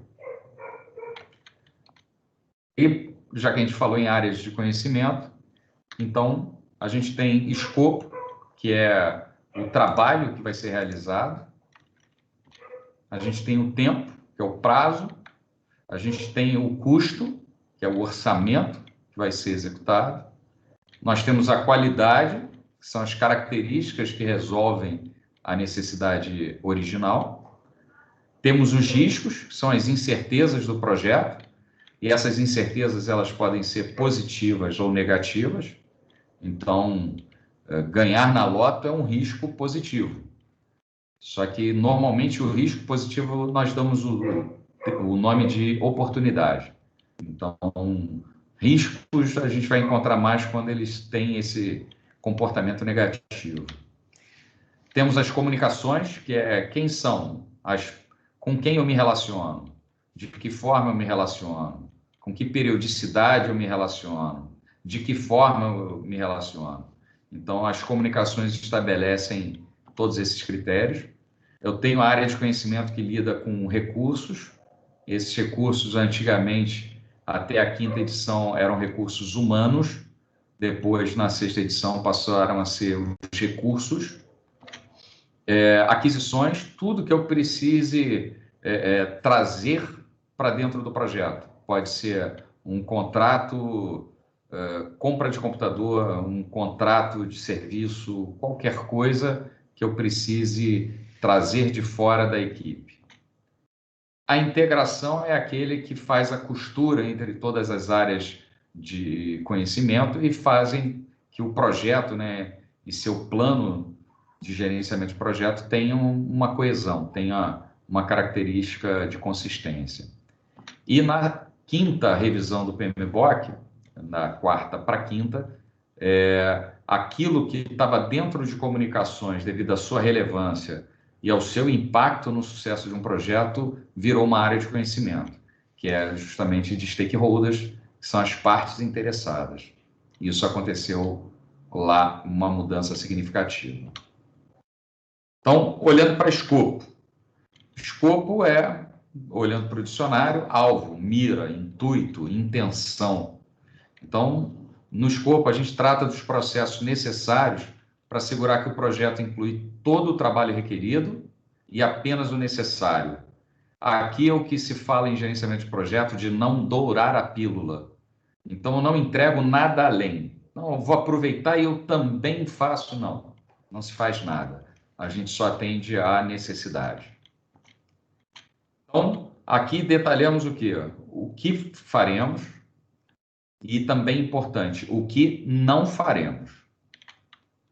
De que forma a gente faz isso? Nós detalhamos os limites do projeto e exclusões específicas, que são os requisitos inversos. Então, o que eu faço e o que eu não faço. Aqui como um exemplo. Então, o que eu posso entregar nesse caso? Era um projeto, era para entregar um plano de negócio de uma estrutura que ia ser permanente, era como se fosse uma fábrica de igrejas. Estudo de viabilidade técnica e econômica, era um EVTE, um projeto executivo de uma planta fabril, e aí seria um book com modelo de processos de negócio. Então, além disso, nós teríamos um diagnóstico de comportamento acústico de um dos ambientes, de um dos espaços, um projeto conceitual e executivo de acústica e sonorização para outro, e diagnóstico e projeto executivo de isolamento acústico para um terceiro. Esse é o escopo. E o requisito inverso. O projeto não tem como objetivo executar, né? Então, eu não vou ter execução física dos planos, apenas o projeto executivo. Isso é importante colocar. Outra, o projeto não tem como objetivo a realização de treinamentos. Então, não vamos treinar ninguém no sistema, nem em ferramenta, apenas elaborar um projeto. Isso é relevante lá em lições aprendidas ao final. Eu volto como ele surgiu na lição aprendida. Então, ainda dentro do escopo, eu posso criar, e é interessante que eu crie uma estrutura analítica de projeto, onde eu tenho a decomposição, né? Em inglês é WBS, que é a decomposição do trabalho, em que eu consigo entender tudo que precisa ser feito em que grau de granularidade. Diz a boa prática que a gente deveria juntar em pacotes de 40 horas. Então, o menor grão ter 40 horas, que representaria uma pessoa numa semana. Aqui a visão de outra entrega, como é que eu faria essa decomposição do trabalho, né? Eu tenho aglutinadores, eu tenho atividades específicas. Dentro de escopo, é importante a gente dizer quais são as entregas. Então, por exemplo, vamos entregar um diagnóstico de comportamento acústico contendo diretrizes de correção dos problemas identificados, um projeto conceitual e executivo de acústica e sonorização de um determinado ambiente, o diagnóstico de isolamento acústico e projeto executivo. Então, você descreve as entregas, isso é algo que você disponibiliza. Esse conjunto, né, pode compor o que a gente chama de plano de entregas e marcos do projeto. Então, eu tenho ali as etapas de planejamento, de execução e de finalização com datas. Quando a gente vai para o aspecto tempo, nós temos aqui, então, os processos necessários para assegurar que o projeto termine dentro do prazo previsto, conforme acordado. Então, detalhamos quando faremos as coisas. E como é que a gente faz isso? Com a elaboração de um cronograma. Então, eu acho que um dos principais capítulos dentro do PMBOK é esse do tempo. Eu acho muito interessante que ele vai descrevendo todo o processo, né? Então, primeiro, eu preciso saber o que precisa ser feito. Depois, eu preciso saber quem vai fazer essa atividade. Na sequência, quanto tempo dura. Depois, como elas se interrelacionam. E aí, feito isso, eu tenho um cronograma. Então, o cronograma ele é o resultado de toda uma análise que você faz. Então, isso aqui é uma telinha de um project mostrando. Então, vamos dar o zoom aqui num determinado aspecto. Eu tenho ali atividades que são apenas aglutinadoras e abaixo de cada uma dessas que são apenas consolidadoras, eu tenho cada atividade a ser realizada. De novo, você vai fazer isso num nível de detalhe que seja interessante para você monitorar e controlar. Então, essa é a recomendação. Outro aspecto é o marco. O marco são aqueles pontos mais importantes dentro do projeto, né? Ele pode ser um marco mandatório, que está previsto em contrato, ou pode ser um marco opcional, que é algo que você vê como uma boa prática, uma lição aprendida, ou que historicamente representa um ponto relevante. Esse marco ele possui uma duração igual a zero. Então, não é uma atividade que você vai, mas ela vai, quando você chegar nessa atividade, em função de todas as outras que aconteceram antes, significa que você venceu uma determinada etapa do projeto. Então, ela é muito importante para controle. E ela significa um momento, uma fotografia daquele teu projeto no tempo. Então, de novo, de volta para aquele cronograma, na coluna duração, a gente vai ter ali quando a gente tem uma determinada condição igual a zero. Então, quando eu tenho 0 dias, significa ali que eu tenho a representação de um marco, que é apenas para controle. E aí depois a gente tem a interdependência entre as atividades. Então, qual é a relação que existe entre essas atividades, né? Como a execução de uma atividade impacta ou é impactada diretamente por outras atividades, com as quais ela possui uma relação. Então, a atividade ela é predecessora quando ela ocorre antes, ou é sucessora se ela for, se a atividade atual for uma dependência direta e ocorre na sequência. Então, o cronograma, de novo, aí a gente tem um aspecto, a última coluna como predecessoras, E aí aqui um zoom para apresentar que eu tenho ali uma atividade 43, significando que a atividade 43 para aquela linha é uma atividade predecessora. E com isso, a gente consegue perceber aqui do lado que essas setinhas estão indicando as relações de dependência. Então, eu tenho essa atividade, quando ela acaba, começa uma próxima, e por aí vai. Isso é uma das formas de representação. Então, 4 são os tipos de relacionamento de dependência ou de relacionamento lógico. Término-início, término-término, início-início ou início-término. Então, uma só começa quando a outra acaba. Uma começa junto com a outra. Uma termina junto com a outra. Uma só vai começar quando a outra terminar. Então, quando essa termina, essa daqui começa. São as formas que a gente tem de relacionamento. Então, a término e início é a atividade precisa acabar para a outra começar. Então, o telhado da casa só pode ser construído depois que as paredes estiverem erguidas. Esse é um tipo.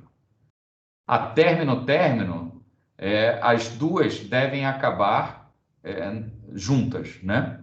Então, você só pode inspecionar o sistema elétrico depois de adicionar a fiação. No início, a atividade em questão deve começar para que a sua atividade sucessora também comece. Então, colocar concreto deve iniciar junto com nivelar concreto. E início-término. A atividade ela tem que começar para que a sucessora acabe. Então, essa daqui não é usual e é preciso que uma central pare de funcionar para que a nova entre em operação. É um caso bem exceção, né? Ainda no tempo, eu posso ter a colocação de atrasos, que é uma defasagem, né, que é o chamado lag. Eu coloco um tempo entre o fim de uma atividade e o início de outra.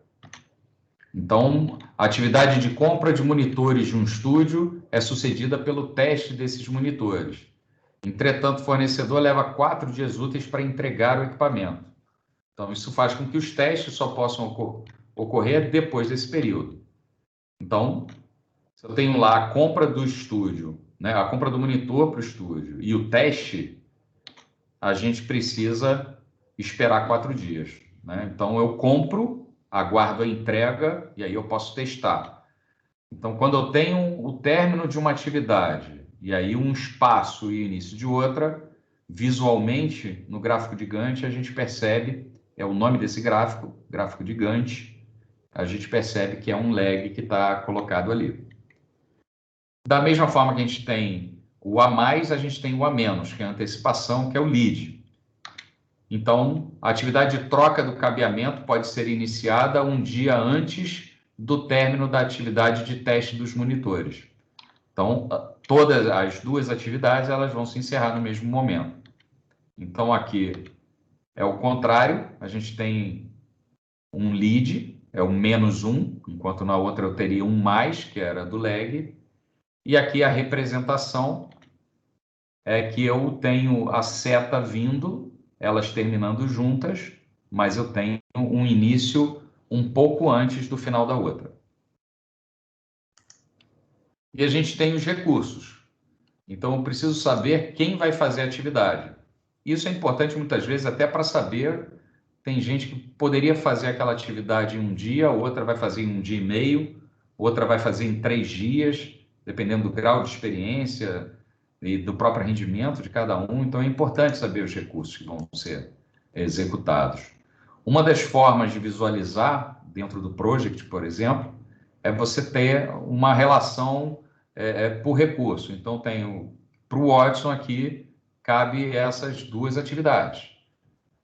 Para o Carlos ia ter uma outra, isso no tempo. Então, eu consigo ver a responsabilidade de cada um. Uma rede de precedência, então, ela passa a ter aqueles vários tipos de dependência e de lag, ou lead, né? tempo a mais, tempo a menos. E isso leva ao último assunto importante, que é o do caminho crítico. Então, o caminho crítico é aquela sequência de atividades que representa o maior caminho, né? Então, o tempo, a duração do projeto vai ser dependente desse caminho crítico. Então, nesse caminho crítico não há folga, portanto, não há margem para atrasos. Se eu atrasar qualquer atividade do caminho crítico, eu atraso o projeto. Então, as ferramentas de software, elas já sinalizam para você em vermelho quando você está no caminho crítico. Então, essas atividades aqui, elas estão no caminho crítico. Se eu demorar um pouco a mais, nessa mesma proporção, eu vou fazer o projeto atrasar. Aquelas que não estão vermelhas, significa que eu tenho um pouquinho mais de folga. Aí vai depender de cada uma delas, mas significa que atrasar não necessariamente vai atrasar o projeto.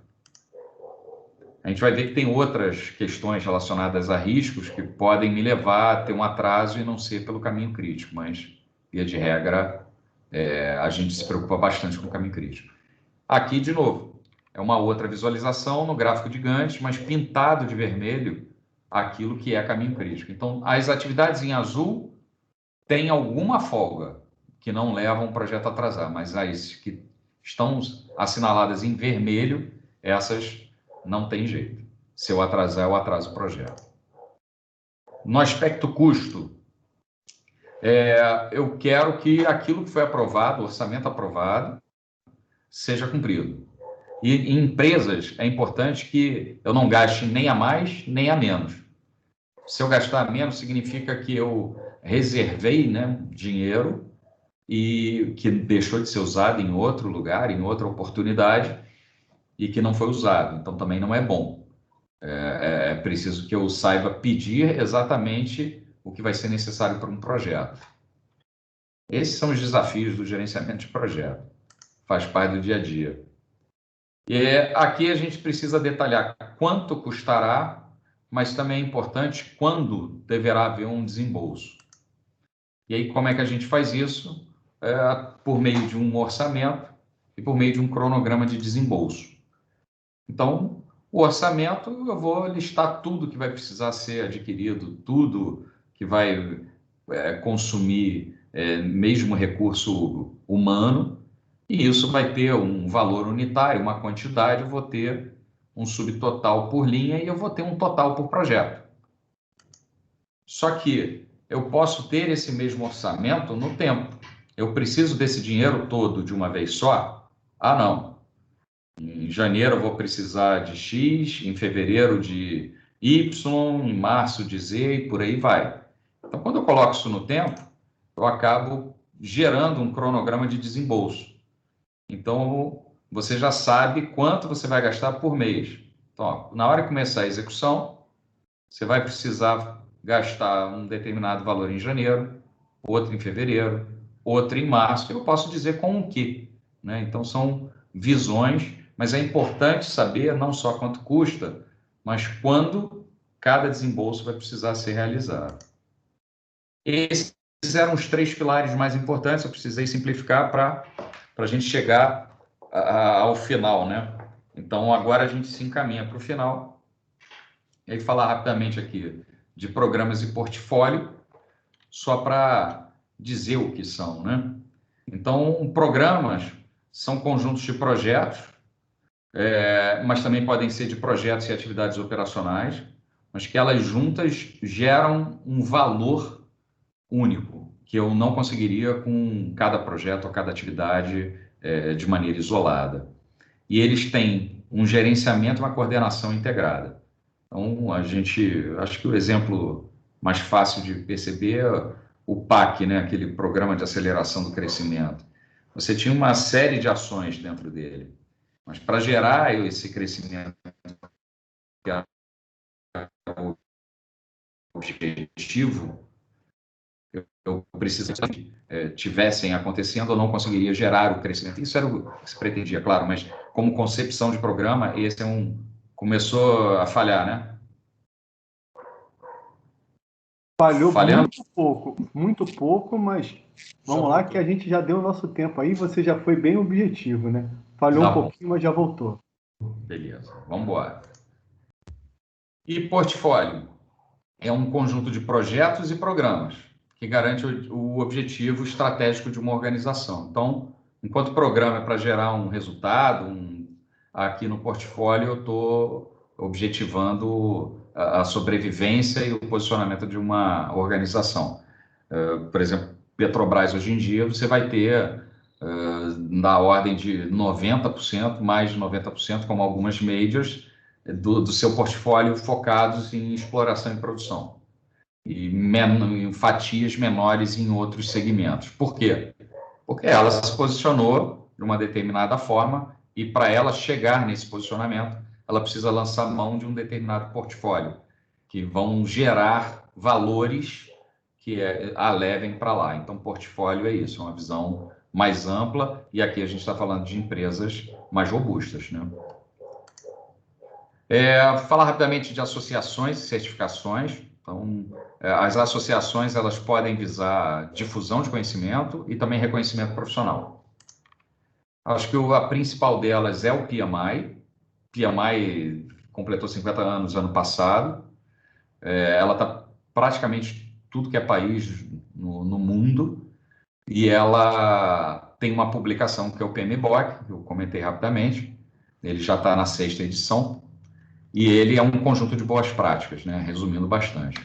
Ela tem 8 certificações, as principais são relacionadas ao profissional de gerenciamento de projetos, PMP, e o KPM, que é o participante de projeto, mas que não é gerenciamento de projeto. O importante é que ela avalie o seu conhecimento nos processos daquela categoria. Então, o PMP é entender o PMBOK, seus processos, e saber a dinâmica disso. O IPMA tem no Brasil também, ela foi criada em 65, ela está em mais de 60 países, mas a representação dela é menor. Ela tem uma publicação de referência também, que seria a base de competências individuais, e ela tem 4 certificações, de diretor de projetos, gerente de projetos sênior, gerente de projeto certificado e gerente de projetos associado, que seria o participante de projeto. Enquanto uma está focado no processo, o IPMA está focado na capacidade do profissional e na experiência pregressa. Então, uma é processo, a outra é o profissional. Também é interessante. Quem é PMP tem equivalência automática como o nível C aqui do IPMA. Existem outras certificações, como a Prince2, que é a britânica, que também é relativa a projetos em ambiente controlado. Falando um pouquinho rapidamente sobre metodologias ágeis e digitais, e aí se o Milton ainda não fez essa apresentação para vocês, peço que ele faça. Rapaz, tu tá demais, hein? É o primeiro certificado brasileiro aí, no DPBOK, que é uma abordagem digital para projetos, né? Então, é algo que está trazendo uma mudança de paradigma. Totalmente disruptivo. Disruptivo. E necessário, né? E necessário. Pois é, E amigão. a gente Conversei tem... longamente hoje com o Pedro sobre isso. Longamente não foi tão longo não, mas a gente conversou sobre essa visão aí. Muita coisa vai rolar, viu, Marcos? Ainda Rapaz, bem. mas tu tá danado, tu já botou aí na apresentação, hein? A Scrum Master Eu não aqui... comentei com praticamente ninguém no Cefet sobre a certificação que eu obtive. Então... Tô maciando aí para falar com calma. Tá certo. A Scrum Master talvez seja a principal certificação ágil que existe, e o PMI tem a sua certificação de metodologias ágeis também, que é o PMI ACP. É importante, são relevantes, mas tem que saber o seu uso. No final eu comento isso também. Vou passar aqui rapidinho. O PMI ainda tem o que eles chamam de discipline agile, que é bem interessante, que é a forma como você trabalha, way of work, que é o WOW. em que o objetivo é, você precisa saber quando, dependendo do contexto que você está, o que é melhor você usar, o que é legal fazer, o que não é legal fazer, em função de experiência pregressa de outros colegas. Então, esse trabalho que não era do PMI, que foi adicionado ao PMI, é bem interessante.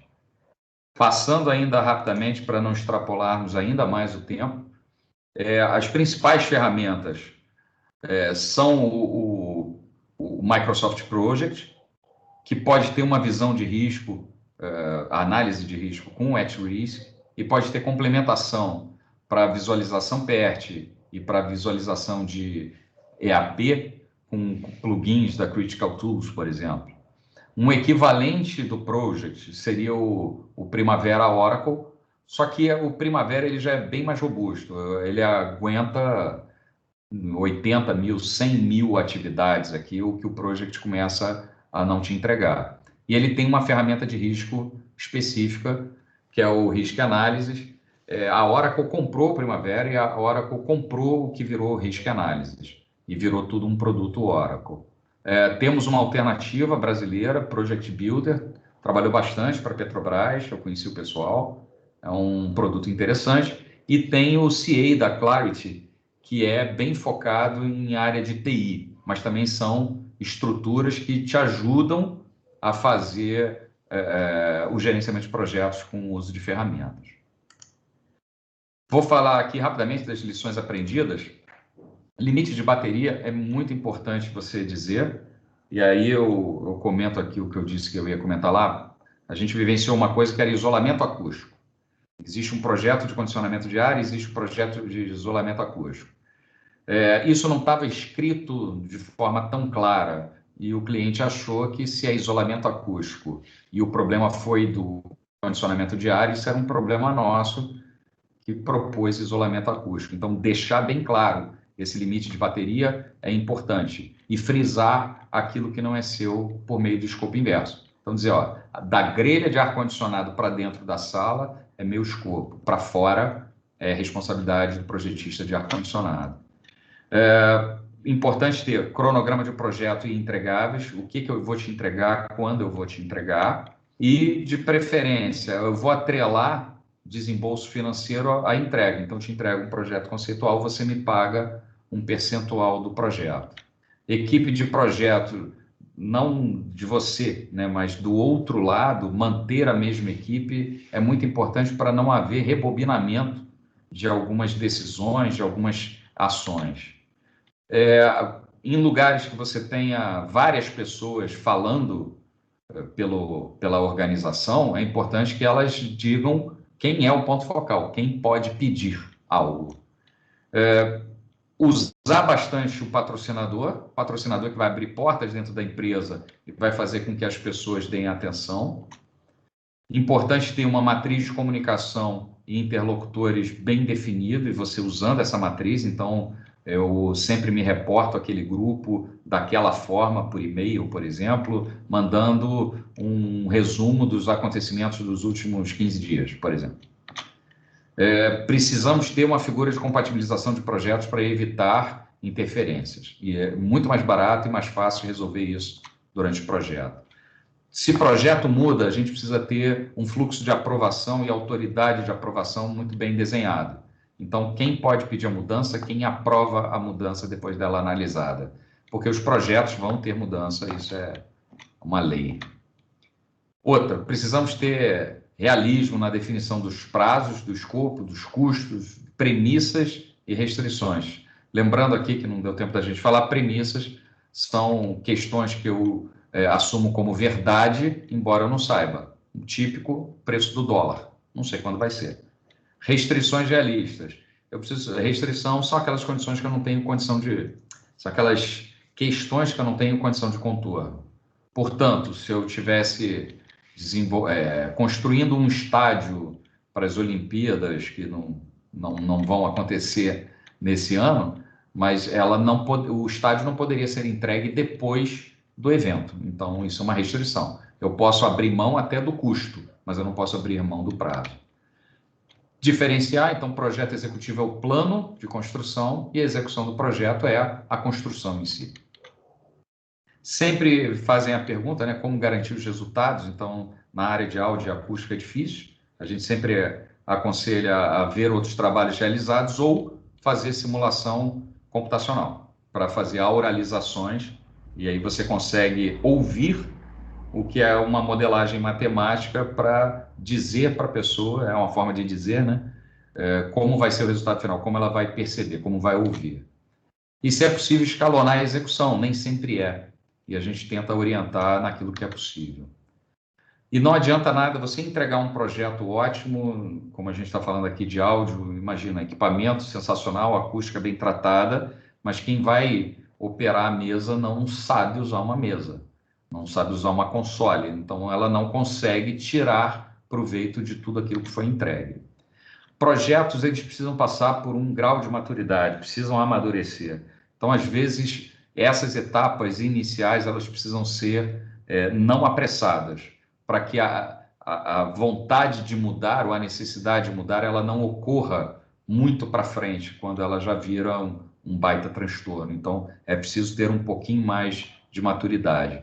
E é essencial que a gente considera voltar para aferir os resultados, que é uma forma de você garantir que o escopo foi realizado e que há qualidade, portanto, as necessidades elas foram satisfeitas. E para encerrar aqui, já agradecendo demais a paciência de vocês, se vocês se interessam por esse mundo de áudio, de acústica, recomendo fortemente o livro do mestre, do Solo no Vale. A forma textual é sensacional, que é uma conversa, uma coletânea de artigos que ele publicava na Música e Tecnologia. Então é fácil do novato entender e é rico para aquele que já tem mais experiência. E tem alguns apêndices aprofundando na matemática necessária para quem precisar. Ou aqui indicando coisas diferentes, um podcast de gerenciamento de projetos do Ricardo Vargas, que é talvez a maior autoridade em gerenciamento de projetos no Brasil. Ele já foi presidente do PMI, está envolvido em uma série de projetos relevantes. Então, vale a pena, são normalmente semanais e duram realmente 5 minutinhos. O último que ele fez é muito interessante, que ele fala sobre metodologia ágil e metodologia mais tradicional, em cascata, e mostrando o seguinte, olha, a gente não tem que estar discutindo qual é melhor, não tem isso. A postura do profissional em entender o que resolve o problema é muito mais relevante. E é esse o recado. O IATEC, que é essa escola que se propõe a ter produção musical, sonorização, iluminação cênica, áudio para TV e cinema e produção executiva de shows e eventos, tem aqui o endereço deles, iatec.com.br, e a gente faz lives praticamente toda semana, alternando sonorização e produção de eventos. Encerramos ontem uma série de estúdios de pequeno porte com vocação multiuso, em que a gente falou de acústica, a gente falou de setup de equipamentos, falou das questões específicas de áudio, e encerrou ontem fazendo a aplicação da acústica e aspectos necessários para configuração de sistemas. E, especificamente de gerenciamento de projeto, tem um livro do Finóquio, que é muito bom, eu gosto, é uma metodologia que eu já usei, uso ainda, que é o PM Canvas, Project Model Canvas, em que você, num grande quadro, você tem todas as áreas de conhecimentos e os aspectos principais, e você consegue, eu fiz isso em 2 horas, você sabe se um projeto ele se faz relevante para você continuar a detalhar, planejar, ou se realmente não faz nenhum sentido e você pode abortar a missão. Gente, obrigado demais, tio Milton, obrigado pela oportunidade, espero não ter cansado e ter passado a ideia da melhor forma possível. Ô Marcos, o que acontece quando tem alguém com coisa para passar como você, o tempo voa, não é brincadeira não. Tem muita oportunidade, mas eu não vou ficar em cima de você tão cedo.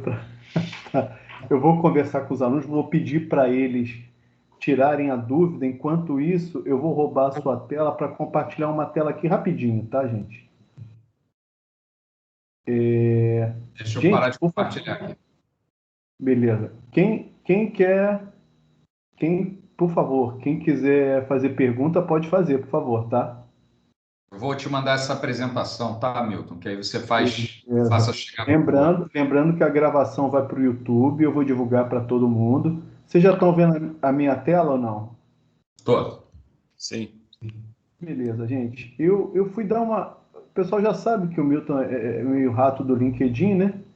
Eu fui procurar gerente de projetos de TIC no Brasil. Tá? É claro, gente, eu já. Gerente de projetos tem muita coisa. O que o Marcos Watson apresentou, gente, é uma visão de um profissional que é muito requisitado no mercado, que é o gerente de projetos. Aí eu abri essa aqui da RNP, que ele pede experiência em informática, TI, telecomunicações, para trabalhar em Brasília, mas é um saláriozinho de 17 mil reais, tá? Aí, se você for mais modesto, tem o da Netcom, que é aqui no Rio. Esse aqui acho que não abre o salário. Mas vocês vão ver tudo isso que o Marcos acabou de falar. Olha aqui, ó. Agile, Scrum, PMBOK, domínio do pacote Office. É claro, os caras pedem tudo. Mas o que que acontece? Se a gente for procurar só gerente de projetos no Brasil, ó, vamos lá, gerente de projetos, pronto, Brasil. Isso aqui é o que tem, ó, 360 resultados. É claro que tem das mais diferentes áreas, com mais diferentes especialidades. Aí você vai ter que vir no filtro e começar a pesquisar qual a área, qual a cidade, qual o tipo, ó, tecnologia, ó, software de computador. Então, o que eu queria deixar claro, e vou parar aqui de compartilhar antes da gente voltar, é o que o Marcos Watson trouxe para a gente é uma realidade do mercado. O profissional de gerenciamento de projetos é super valorizado, porque olha só, ele tem que dominar uma área e tem que saber como realizar aquele projeto. Porque é o seguinte, o Watson a gente passou por muita gente que só sabia de gerenciamento de projetos, não sabia nada do que ia fazer, do que estava sendo feito. Isso é complicado, porque no relacionamento com quem você contrata, o cara pode te enganar, não é enganar, né? Mas é te dar um migué, ou te dar uma justificativa que não seja condizente, tá certo? O ideal do gerenciamento do projeto é alguém que saiba o que está sendo feito. Esse é o diferencial. Não que saiba tudo, mas que tenha aquela visão geral. Então, nós no curso técnico de eletrônica, pelo menos a gente quer muito de vocês, alunos, que vocês tenham essa visão geral da eletrônica e se especializando no gerenciamento de projetos, para aproveitando esse tempo da pandemia, sabendo o que é um projeto. Quem foi meu aluno, Watson, no primeiro período, teve que ver o que é gerenciamento de projetos, tá? Deveria. O básico, a gente tem isso em uma aula. Hoje você apresentou, mas com muito mais profundidade, tudo aquilo que a gente vem falando. Tá certo? Então, o que que acontece? Eu vou abrir aqui para o pessoal que eu estou falando demais e vou ver quem quer fazer perguntas ou fazer algum comentário. Gente, fique à vontade, que eu e o Watson falamos demais. Ó, todo mundo que está aí presente, eu agradeço aí. Eu só. Eu gostaria de fazer uma pergunta, mestre. Opa, por favor, vai lá. Opa, tudo bom? Boa noite, meu nome é Charles. Tudo bom? Eu gostaria de fazer uma pergunta bem simples. Com relação aos custos variáveis, que você até citou o exemplo, que variam, por exemplo, o seu exemplo com a cotação do dólar. Mas tem outras variáveis que interferem às vezes no custo. Como é que eu faço? Como é que eu lido com isso na etapa de orçamento? Porque às vezes se eu vou adquirir muitos equipamentos que estão suscetíveis a essa variação, o meu orçamento pode variar muito, e isso às vezes é determinante para eu conseguir o cliente ou não, ou perder o cliente, entendeu? Ele contratar outro que faz um orçamento bem raso e depois insere custos adicionais. Como é que eu lido com isso? Qual seria a melhor abordagem para isso? Assim, isso é um risco, né? E ele é um risco porque toda premissa vira um risco. A premissa é aquilo que você assume como verdade, mas você não tem como garantir. Então, por exemplo, o valor do dólar vamos dizer, em março de 2021, que é quando você estima precisar comprar os equipamentos. Uhum. E aí, toda premissa vira risco e todo risco precisa ter seu plano de gerenciamento. Então, preciso saber qual é o risco, como ele impacta o projeto e ter um plano de resposta para o risco, que eu posso mitigar, ou seja, eu consigo amenizar o efeito dele no projeto, eu posso eliminar o risco, eu ter um plano de ação para fazer algo que ele deixa de existir, ou eu posso assumir o risco. Então, às vezes o risco é tão baixo e eu tenho tantas outras coisas para gerenciar que alguns eu posso escolher, por exemplo, assumir. Nesse caso, como ele é determinante, eu preciso fazer duas coisas, ou mitigar ou eliminar. Se você percebe que tem um ambiente muito instável, pode fazer parte da sua estratégia comprar o equipamento antecipadamente. Esse é um. Mitigar, você pode dizer o seguinte, eu acho que o dólar vai estar a 5,80. Se acontecer do dólar chegar a 4,80, R$ 1 abaixo, eu compro antecipadamente. Uhum. Ou, se ele chegar a R$ 6, eu também inicio a compra. É uma forma de você se proteger, porque até R$ 6 eu consigo fazer a compra do equipamento. Mas se ele chegar a 7, eu não consigo. Meu projeto já vai ser deficitário. Então, a mitigação possível, muitas vezes, é você colocar um gatilho. Uhum. Se passar de um determinado valor, eu tenho que startar a compra imediatamente, como forma de eu ainda viabilizar o projeto. Só que, para isso, se quem compra é você precisa ter na manga o recurso, né? Ou caminho para obter o recurso. Isso em estúdio acontece às vezes, que é você, eu só preciso de equipamento daqui a 1 ano. Uhum. Mas se houver uma queda do dólar ou começar a subir acima de um determinado valor, a gente compra logo, porque eu posso inviabilizar a continuação do projeto. Entendi. Entendeu? Mas isso, se isso vai ser a tua estratégia, na tua composição de preço, você tem que saber que pode ter um custo financeiro. Na verdade, eu estava pensando mais na etapa de orçamento, né? Que muitas vezes você nem é contratado ainda, você às vezes está concorrendo com outros projetistas, sabe? Com outros gerentes de projeto. Então, a minha dúvida era a seguinte: eu tentava calcular pela média, tentava calcular, fornecer um orçamento com o pior caso, mas o pior caso eu posso perder o cliente, entendeu? Era isso que eu estava pensando. Pode. Essa é a dificuldade. Uhum. Dependendo da forma de negociação, você pode tirar a compra do teu escopo. Isso é uma outra abordagem.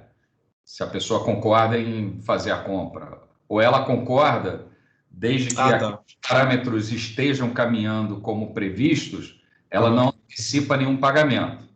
Se começar a subir o dólar a partir de um determinado valor, você aciona aquele modo em que ele tem que antecipar um pagamento para garantir a compra daquilo que é necessário, entendeu? Entendi. Tem várias formas, mas isso tem que estar no teu preço. Uhum. Inclusive, digamos, se vai ter que ser você e você vai ter que ir ao mercado captar esse dinheiro, esse custo de captação tem que fazer parte do teu orçamento. Nem que entre no projeto como uma contingência. Mas, assim, se você não fizer isso e você tiver que comprar, você não vai estar mitigando o risco, você vai estar assumindo o risco. Uhum. Você não tem estratégia de resposta, porque não... Agora, eu entendo o que você está falando. Se você começa a ser bem coerente ou bem... não é nem coerente, conservador, né, na sua análise, o teu preço pode ficar muito acima dos outros. Uhum. Pode ser que os outros sejam malucos e estão assumindo o risco. Aí a questão é, vale a pena você assumir o risco ou você está entrando bem amparado ali? Entendi. Obrigado. Não sei se eu te ajudei ou compliquei. Não, ajudou bastante, sim. É porque, na verdade, eu considero isso como algo bem difícil de traçar uma solução exata, né? Cada um tem uma abordagem um pouco diferente. Aí eu queria saber mais uma opinião para formar a minha.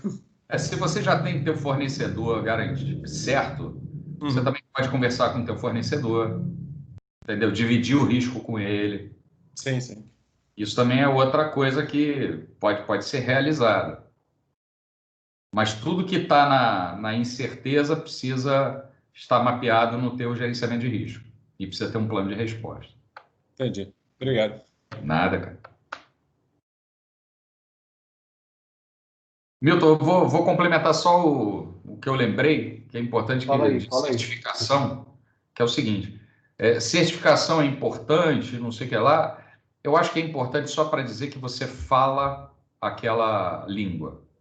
Então, se tiverem 10 candidatos, 2 são PMP, mesmo que todos digam que têm conhecimento em gerenciamento de projeto, quem vai selecionar vai dizer, cara, eu não vou arriscar nos outros 8. Eu vou conversar com esses 2. Porque eu não sei se eles são especialistas, se eles têm experiência. Mas se eles são PMP, certamente o que eu conversar com eles, eles vão me entender. Então, eles falam a mesma língua. E isso, às vezes, é importante para ser um critério de desempate. Então, o CAPM ali, por exemplo, para começar como membro de equipe, pode te qualificar para compor uma equipe. Então, você passa num filtro adicional, eu acho que é relevante. É menos pela certificação, já que a certificação é uma prova, você aprendeu a fazer a prova, significa que você é ótimo gerente de projeto? Não. Mas você sabe o linguajar, você fala a mesma língua. Você vai ter mais facilidade de lidar dentro de uma equipe. Essa questão da certificação. É importante, mas não é tudo. Não. É um diferencial, né? Mas É um diferencial, mas ajuda. Gente, eu vou encerrar a gravação aqui. Watson, muitíssimo obrigado. Como foi enriquecedora. E o bom que vai ficar gravado, eu vou divulgar para todo mundo o link, tá? Mais uma vez, obrigado, Watson. Obrigado a todo mundo que ficou aqui. Obrigado pelas perguntas, pela participação. Vou recomendar, a partir de agora, quando eu der minha aula de gerenciamento de projetos, eu vou complementar com o link da gravação de hoje. Porque a gente conversa bem rapidamente, né? Uma aula de 2 tempos, entendeu? Onde a gente passa os recursos, mas os exemplos, as citações que você cita vão enriquecer muito a aula. Gente, mais alguma coisa aí? Algum comentário? Eu vou encerrar então aqui a gravação. Todo mundo quietinho, então. Gente, muito obrigado mais uma vez. Acabei de